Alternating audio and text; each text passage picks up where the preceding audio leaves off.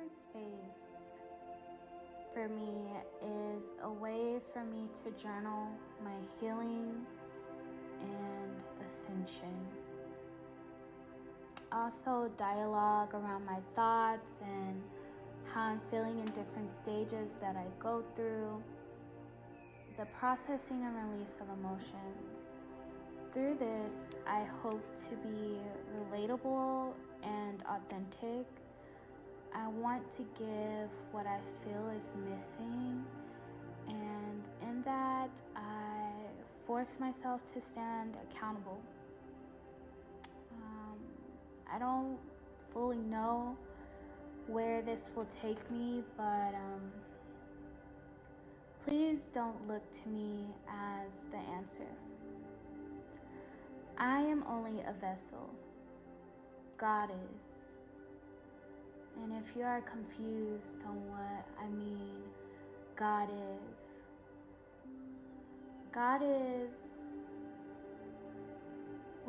whatever you need Him to be.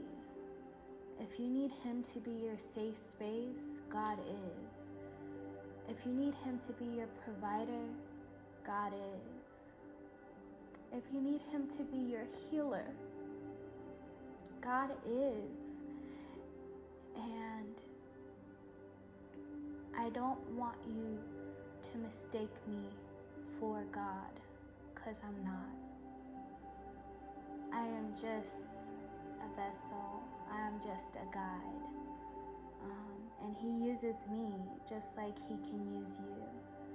And He can fill whatever space that needs to be filled in your life. And as I go through cultivating my space and walking in my true essence, I hope you will be called to do the same. And how beautiful will that be?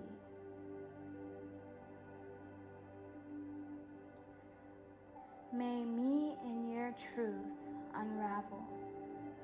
May me and you find true peace. That our purpose shine clear like a gleam. That we be released from the matrix and walk into divinity. Earlier, there was a quote, and the quote stated, "Where there is no enemy within, the enemies outside cannot hurt you." And that was a tweet that I saw by Kyrie Irving. And the reason I chose the quote by him is because once we face the enemy that is us, others hold no power. Once you're able to face yourself, and I mean truly face yourself, and acknowledge and heal things to cultivate your highest you, which takes rebirth and many deaths. And what I mean by death is, I don't mean physically, I mean spiritually. There's going to be a shedding process that takes place to birth forward a new you, the best you, the highest you. And once you take the time to face that, you've already defeated the greatest enemy, which is yourself. And I hope by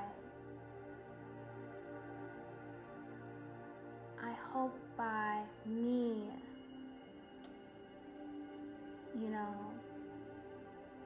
shedding light on my process and my journey, And the things that I face, the things that have to be shed, the deaths that I have to face, the rebirths that have to take place, losses that have to take place,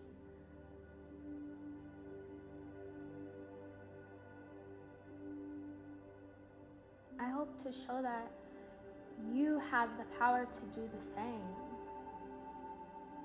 You have the power, and you won't be alone. This journey is not something that I myself led myself to do. I was called to do it. And that may sound cliche. I'm not sure if that's the right word. It may sound corny. I think that may be the right word. Cliche may have been the right word too, but it's true. There's something that I'm yearning for in life, that the things that I've tried to find in my own way, on my own, it has led me nowhere. And I had to turn it over to God because I was getting nowhere by myself. By my ego, I was getting nowhere. I had to turn to God. I had to turn to something of higher power to find purpose,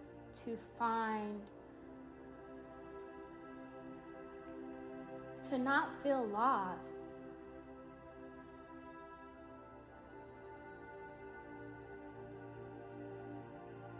And I'm grateful that I surrendered to that.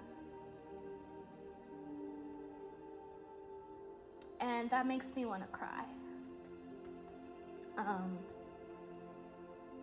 But I'm grateful that I surrendered and that I'm no longer walking around with this feeling of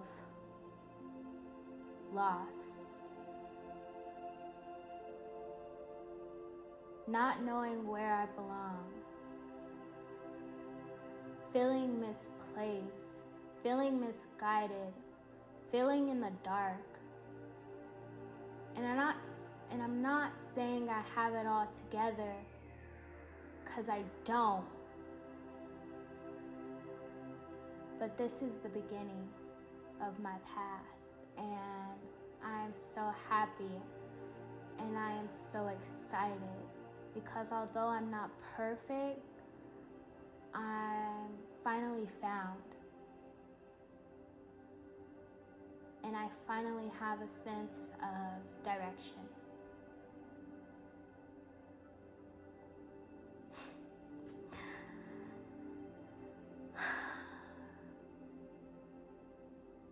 I'm thankful. So this is just an introduction of what's to come. But I hope that you stick with me. I'm excited. I'm happy. Yeah, I'm happy and I'm excited, and hopefully this is a trigger point that catapults you into your own journey, your own path. And all of our paths are not going to look the same or be the same. But hopefully you come to some sort of understanding that you don't have to be lost. It's a choice. You don't have to be lost. You can allow him to find you. You can allow Him to guide you.